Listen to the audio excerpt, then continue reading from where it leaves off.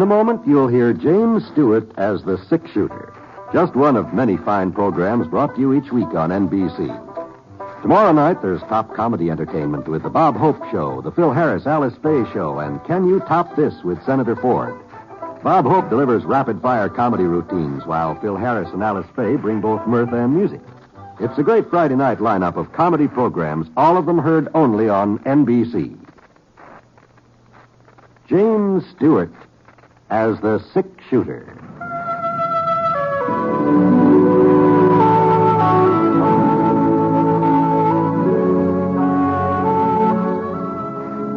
The man in the saddle is angular and long-legged. His skin is sun-dyed brown. The gun in his holster is gray steel and rainbow mother of pearl. Its handle unmarked. People call them both the six-shooter.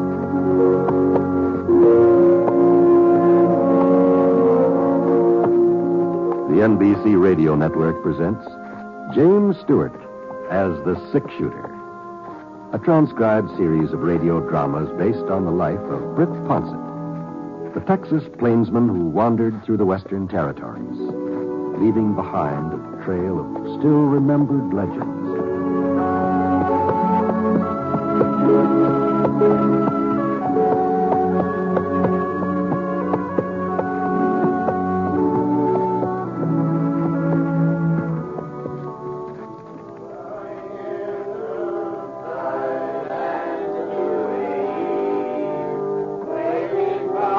Attended a Tuesday evening choir practice in quite a spell, but when Reverend Broom stopped by the Tropster Ranch where I was working and asked me if I could manage to take part in this week's rehearsal, well, I sure couldn't see how to do any harm, so ringing in the sheaves, we shall come rejoicing, ringing in the sheaves. Anyhow, there we are.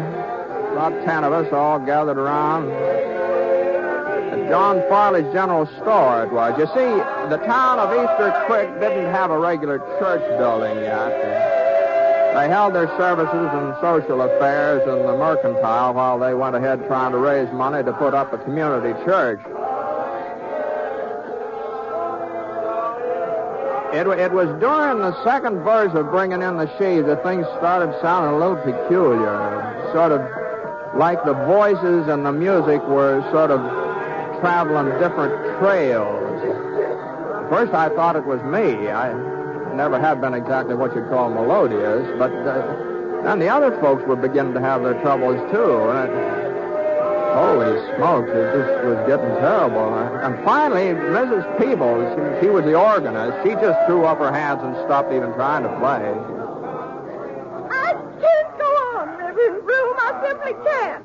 No, Elvira. Heaven knows I've tried. I've done my best. But this organ just won't play anymore. Well, we'll have Mr. Farley take another look at it, Elvira. I'm sure he'll be able to get it back into shape. There's nothing Mr. Farley can do. Or anybody else.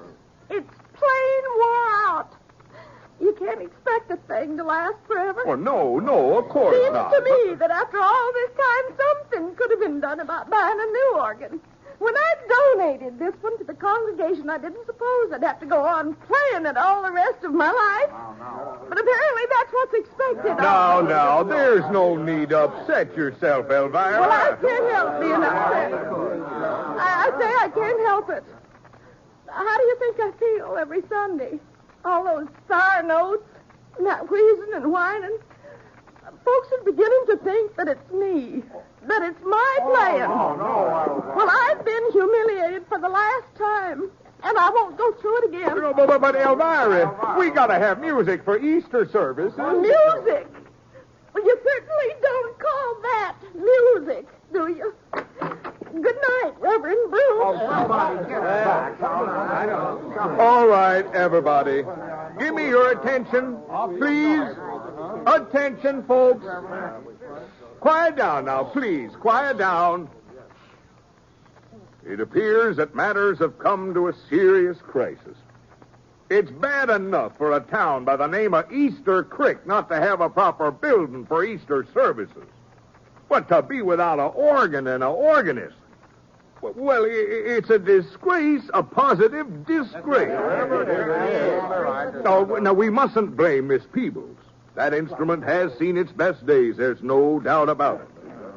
So I propose that we take immediate steps to purchase a replacement. Just one thing, Reverend Broom. Yes, Sheriff. Where's the money coming from?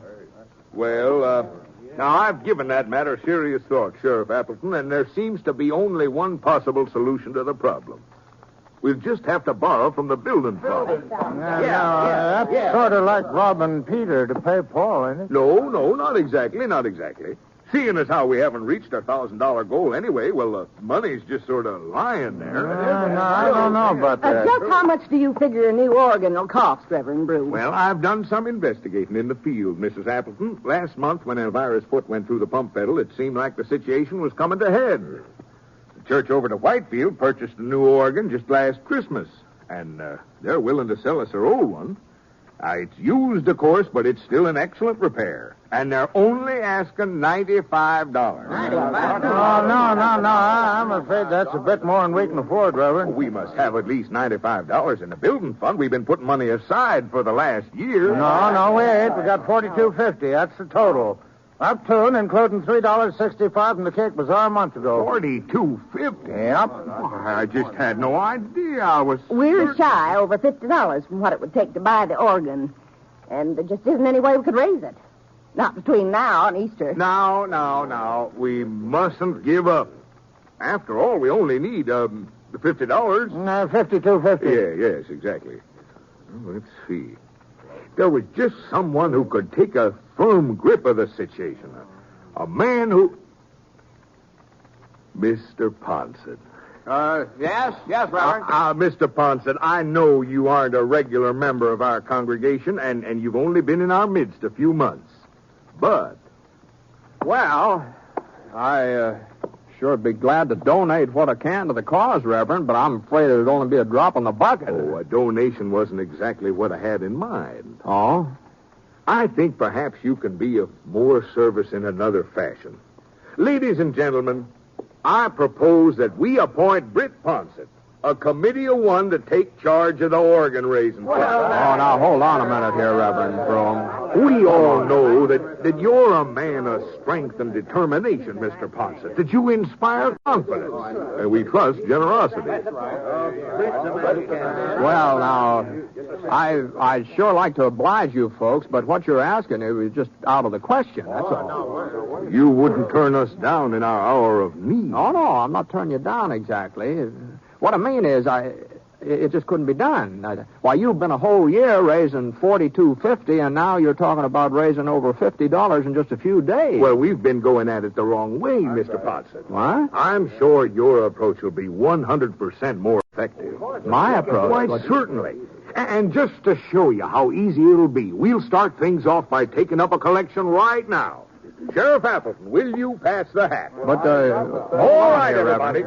Dig down deep. It's a wonderful thing Mr. Ponset's doing in taking over this fundraising campaign. But I never said a word. And here's word. our chance to let him know how Reverend. much we appreciate it. Reverend.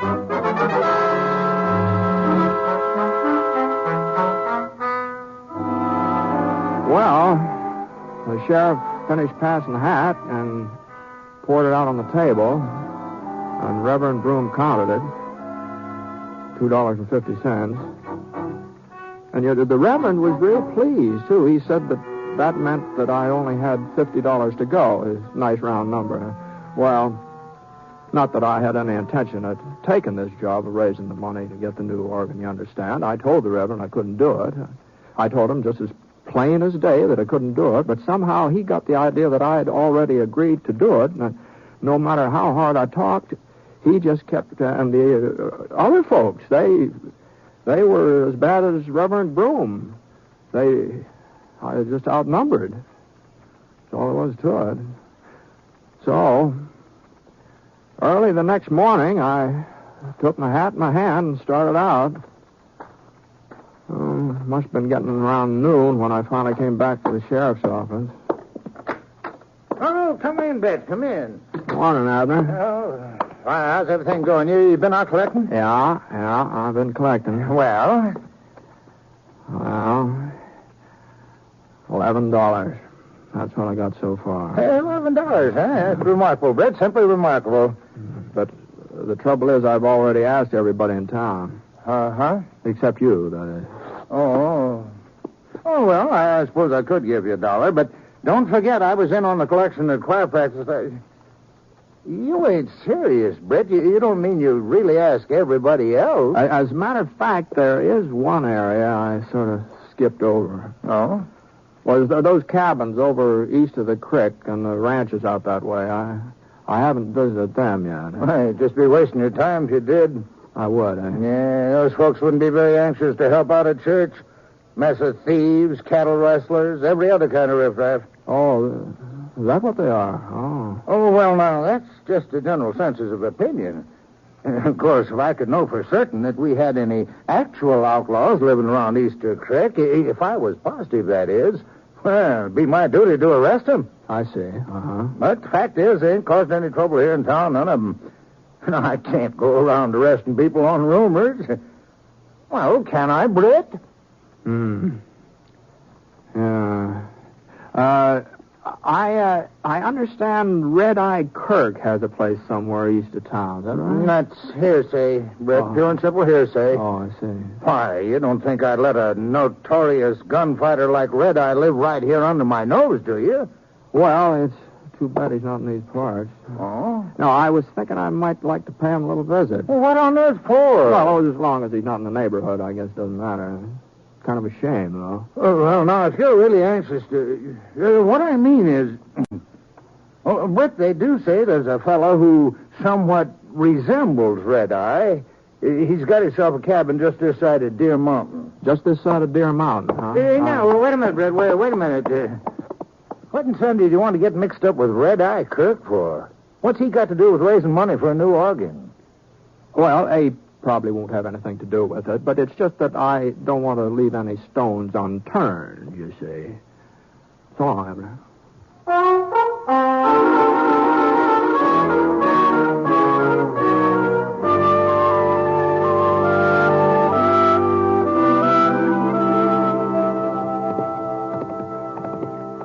It was about a half-hour's ride out to the cabin Sheriff Appleton told me about. Not much of a cabin, though. Just a shack at the foot of Deer Mountain with a corral off one side. There sure were a lot of different brands on the horses in that corral. Well, I pulled up in the yard about 15 feet from the cabin door. Whoa, Scar. Whoa. For a minute, it didn't seem like there was anybody at home.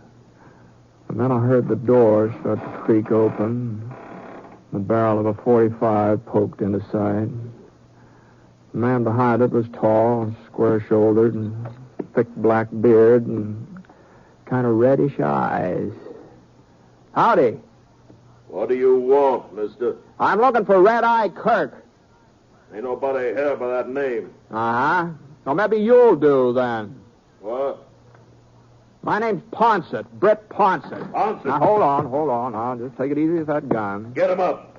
And get him up high. Oh, sure. How's this?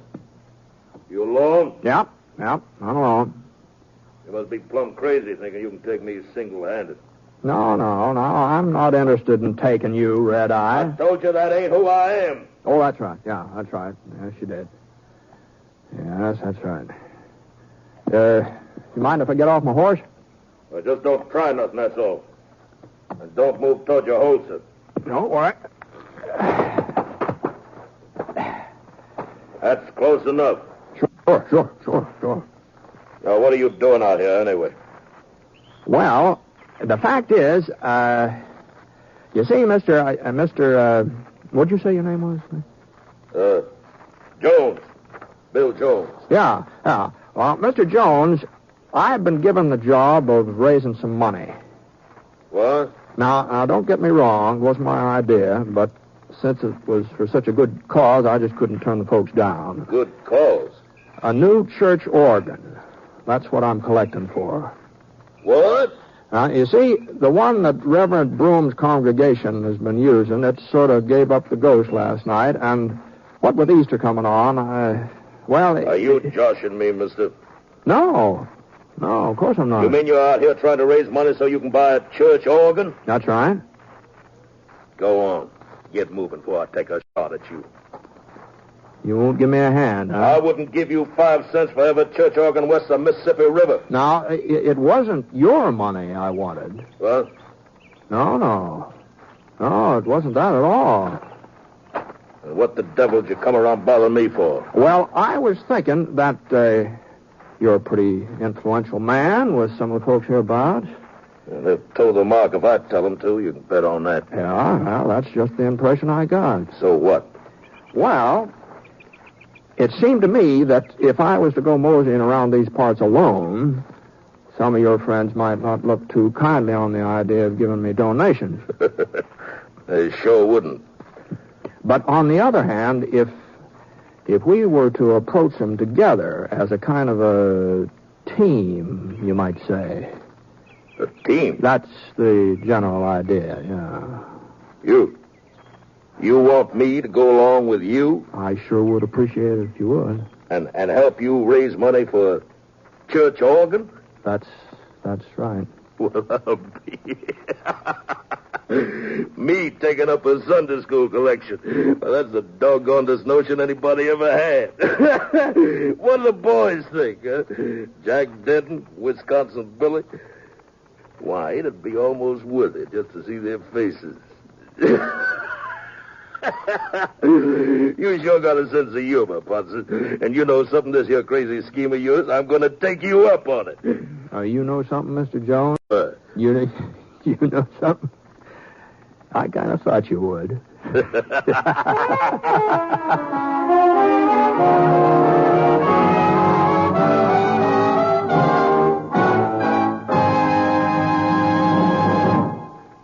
You are listening to The Six-Shooter, starring James Stewart as Britt Ponsett, the Texas plainsman whose name has become a legend throughout the great Southwest.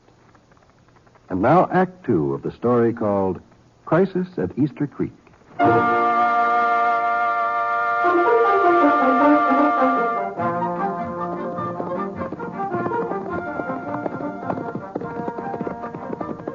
Well, the first place we came to was a farmhouse about a quarter of a mile south of Red Eye's cabin. At least it had been a farmhouse once. There sure wasn't any crops growing in the vicinity now. The porch sagged off at a slant, and the windows were stuffed full of papers and rags.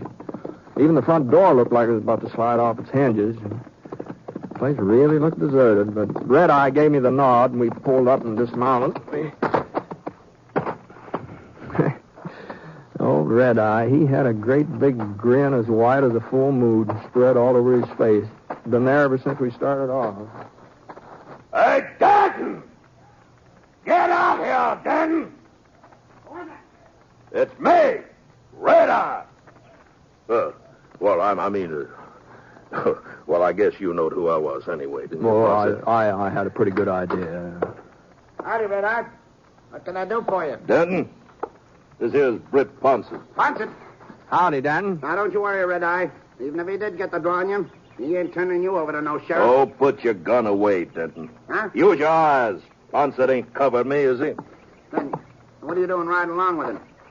Oh, we got us a little project. You explain it to him, Ponsett. Well, the fact is we're collecting money to buy a new organ for Reverend Broom. What? That's right, Jack. Oh. Sounds to me like you said money for a new organ. I must be getting loco. I sure ain't going to argue that with you, Denton. Well, come on. Come on, fork over. You mean you're serious, Red Eye? Of course I'm serious. Then he must be holding a gun on you. I ain't got all day, Denton. How much we need, Britt? Well, let's see. 12 from 50, $38. Well, you heard him. Denton? Sure, Red Eye, sure. Now, just let me look in my purse here. Oh, yeah, two $20 gold pieces. How's that? Well, I didn't mean that you had to contribute the whole thing. Just What? keep the change. Just keep the change. Oh, well, thanks a lot. My pleasure entirely. Was there anything else, Red Eye? No, I guess that'll do it for now. Let's go, Ponsett. Yeah, sure. Easy, boy. I'm glad you boys stopped by. Anytime I can, well, you know where to find me.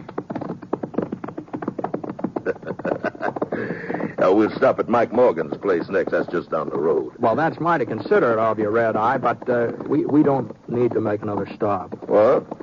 Well, what are you talking about? Well, $38, that's all we needed, you see. Oh. See, the organ's all paid for now. Well, there must be something else the Reverend needs money for, ain't it?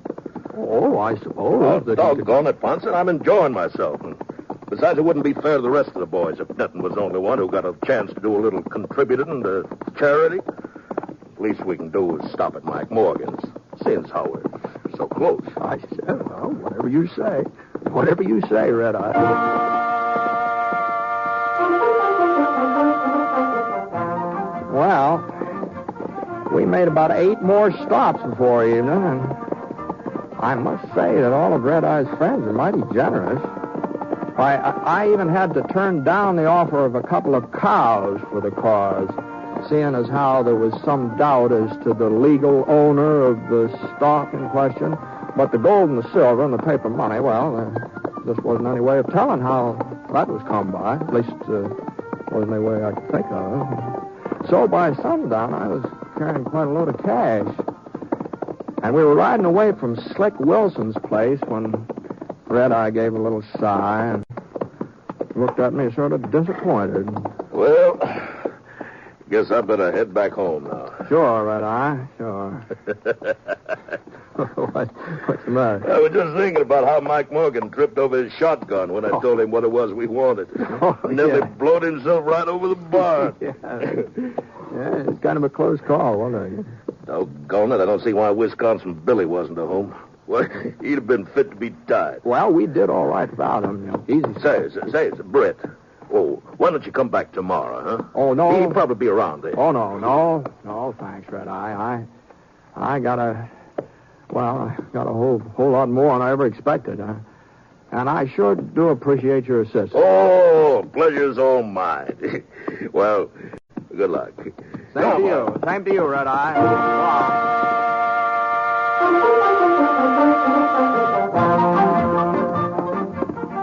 It was about an hour's ride back to town, but before I'd gone more than halfway, I got the feeling there was somebody following me. I sure didn't like it either. Not with all this money I had in the saddlebags. So I gave Scar a little touch of the spur. Come on, boy. Come on, let's go. When I heard the other horse pounding up the trail after me, let's go, boy. Come on, let's go. His first shot was over my head. There wasn't any point in trying to outrun him, Scar being as tired as he was. So I slid out of the saddle and I rolled over behind a rock. He was still coming, so I eased my gun out of the holster and inched up to get a look at him. He was a big fella, holding his revolver loose in his hand like he didn't figure on using it. Well, I didn't figure on letting him rob me either. I waited until he was about even with the rock where I was hiding. Then I stood up. Drop it! Drop it! Okay, take it easy, Ponset. Why, you know who I am, huh? Red Eye told me you was heading this way. I've been trying to catch up with you for the last 15 minutes. You mean Red Eye sent you after me? I'll say he did. Well, I'll be darned. I thought I had him figured different. Now, I suppose he told you about the money, too. Sure. Here's mine. My share. Catch. What? Your share? For the church organ. Name's Wisconsin Billy. I was out when you come by to collect this afternoon. Oh.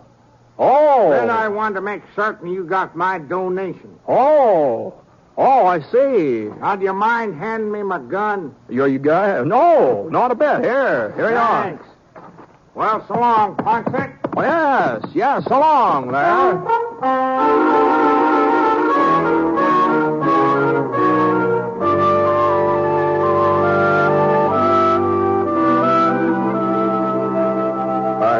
I simply can't believe it, Mr. Ponset. There must be over $1,000 here. Just about, Reverend, just about. Enough for the organ, enough to build a church, too. Yeah. Well, Mr. Ponset. Yeah? Now, you mustn't think me ungrateful, but I'm afraid we can't accept this money. What? Well, you see, Sheriff Appleton told me where you got it. He did, huh? Now, mind you, I don't have any objections myself. I think when help is offered, it should be accepted, irregardless of the source. But some of my people, they aren't quite so broad-minded. And the idea of permitting Red-Eye Kirk and those other outlaws to donate to our fund, well... Now, just hold on a minute, Reverend Broom. Now, just hold on. Now, when I was talking to Sheriff Appleton earlier today, he claimed that there weren't any outlaws in the vicinity of Easter Creek. Well, we don't like to admit that our town is a haven. Why, the sheriff said that if there were any bandits around here, it was his duty to arrest them. Of course, that would mean getting a posse together. It'd probably mean a lot of shooting and killing. Well, Mr. Ponset, everybody knows it. I mean, it's common knowledge. And as for Red-Eye Kirk ever having anything to do with that money I raised, well, you could be mistaken, Reverend. But you were seen riding along. Well, it looked like Red-Eye. Didn't Sheriff Appleton ever tell you about the fellow that lives out near Deer Mountain who's supposed to be the spitting image of Red-Eye Kirk? Didn't he ever tell you about that? Now, Mr. Ponset.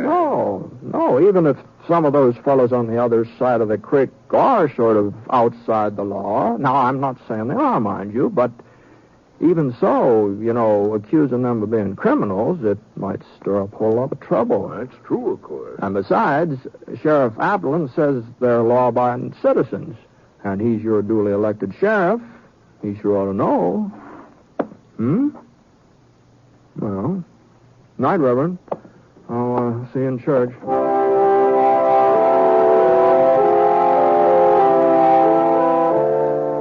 Well, I guess there was a little argument about whether or not to accept the money, but Sheriff Appleton finally convinced folks that they didn't have any right to turn it down.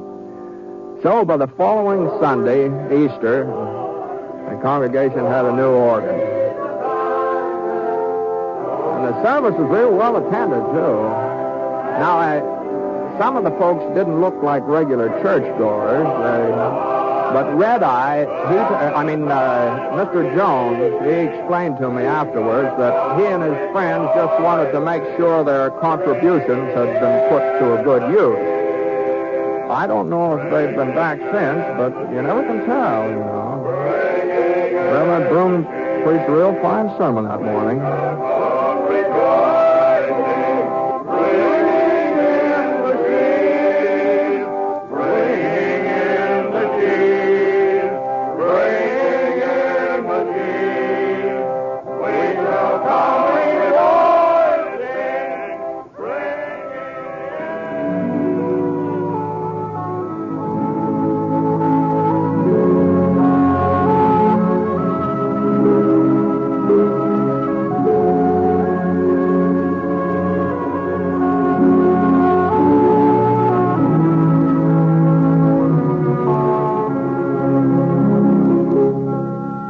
The Six-Shooter is a transcribed NBC Radio Network production in association with Review Productions. It is based on a character created by Frank Burt and is written by him.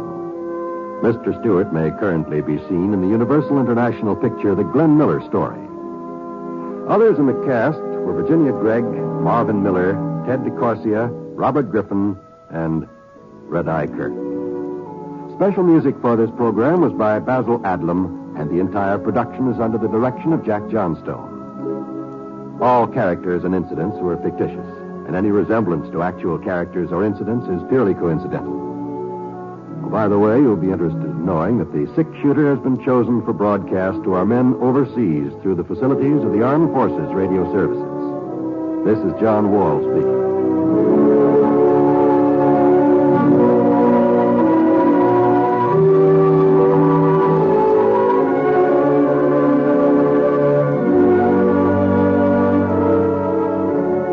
Tonight, play Truth or Consequences with Ralph Edwards on the NBC Radio